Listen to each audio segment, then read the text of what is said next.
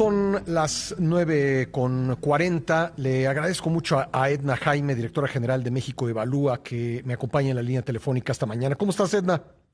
Buenos días, Pascal. La agradecida soy yo por la oportunidad. Buenos Un días. gusto platicar contigo. Bueno, pues nuevamente vuelve a la agenda pública el tema del uso de soldados y marinos en las labores de seguridad del país. Hoy se refirió a ello el presidente en la mañanera a raíz de que el gobierno federal publicó un acuerdo o decreto en el diario oficial para tratar de darle viabilidad a la reforma a la reforma constitucional en ese sentido. ¿Cómo ves las cosas, Edna? Mira, Pascal, pues en México Evalúa estamos convencidos de que esto no nos va a solucionar el problema. Realmente es preocupante ver que el único instrumento que tiene el presidente para atajar, atender el gravísimo problema de violencia e inseguridad que vivimos, pues son las Fuerzas Armadas. Porque en eso no miente el presidente, no hay con quiénes más hacer frente a este problema. Mira, pues teníamos a la Policía Federal, Pascal, Ajá. que los mexicanos invertimos mucho y varios años para contar por primera vez con un cuerpo de seguridad federal profesional. Por supuesto que el modelo tenía problemas, que había que ajustar, que había que arreglar, pero eso es lo más logrado que hemos tenido en materia de instituciones civiles de seguridad. El presidente decidió, nos dio una explicación de por qué decidió, bueno, sí nos dijo que por corrupción nunca nos presentó pruebas, decidió desaparecer la Policía Federal y pues entonces se generó un gran vacío. Es como amputar un brazo por una infección en un dedo, ¿no? Es eso, pero además cuando no tienes mucho más de capacidades civiles en el país. Entonces, pues sí fue una decisión lamentable y ahorita yo creo que el presidente está tomando conciencia de lo difícil que es crear un cuerpo civil de seguridad. La Guardia Nacional tiene esa aspiración, convertirse en una institución civil. Ahora, tiene alrededor de 80,000 elementos desplegados.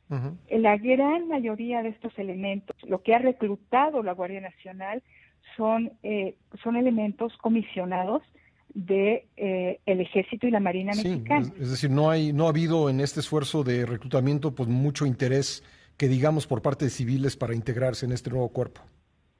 Y va a ser un proceso bien complicado. Hay que tener buenos mecanismos de reclutamiento, de entrenamiento. Es una tarea de generación o generaciones, Pascal. Entonces, pues el presidente con la publicación de este decreto, pues le da la vuelta a la tuerca, lo que le faltaba ya para poner en el centro a las Fuerzas Armadas en las tareas de seguridad.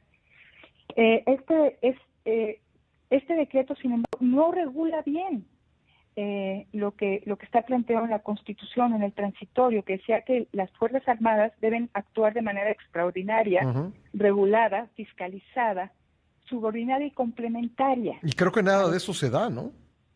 Pues en el decreto no hay ningún planteamiento que nos permita conocer cuáles van a ser los mecanismos para que esto que está planteado en la reforma constitucional de 2019 pues se pueda aterrizar. Hay uno que aparece en el decreto sobre el que quisiera preguntarte en cuanto a la supervisión.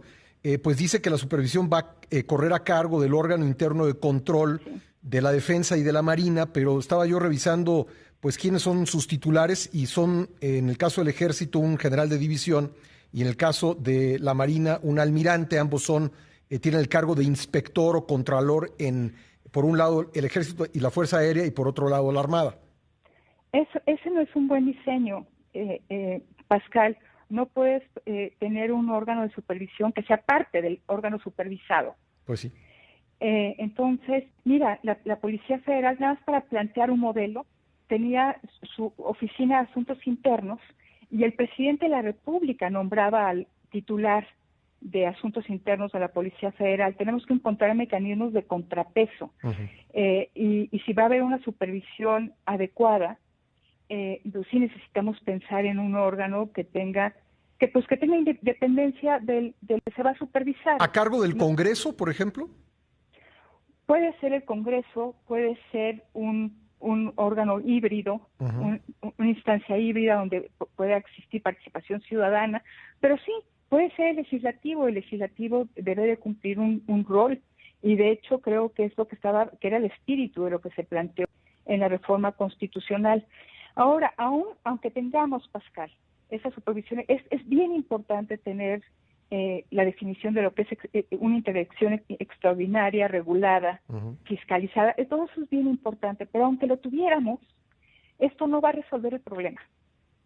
El país está pidiendo a gritos otro tipo de intervenciones, otro tipo de estrategias. Mira, entre más nosotros conocemos trabajo en terreno, en territorio, vemos que lo que se necesita es reconstruir desde la base pues la autoridad del Estado mexicano, las capacidades de Estado. Y me parece que tener a las Fuerzas Armadas haciendo tareas de seguridad va a desmotivar todavía más este proceso que hemos postergado por tantos años. Sí, siempre esto ha sido un atajo, ¿no? Pues ha sido un atajo frente a la debilidad de lo que tenemos. Entonces, pero en lugar de fortalecer lo que tenemos, optamos siempre por recurrir a las Fuerzas Armadas, que pues no pueden las Fuerzas Armadas sustituir lo que es una buena policía local, un sistema de justicia funcional, políticas de prevención, todo un paquete integral de instrumentos que deben estar articulados en estrategias para atender realidades muy locales y muy diferenciadas. Entonces, si persistimos en esta estrategia que ha sido muy poco efectiva, no esperemos resultados distintos. Y si esto deteriora los esfuerzos que se están haciendo a nivel de lo local, de construir capacidad de Estado en lo local, policías locales, entonces estaremos haciendo una apuesta terriblemente equivocada, porque después de los 5 años, 2024, hasta 2024 está planteado el plazo para que el Ejército pueda acompañar a la Guardia Nacional en tareas de seguridad pública. Nos vamos a encontrar en el mismo dilema, habremos perdido tiempo, habremos perdido vidas.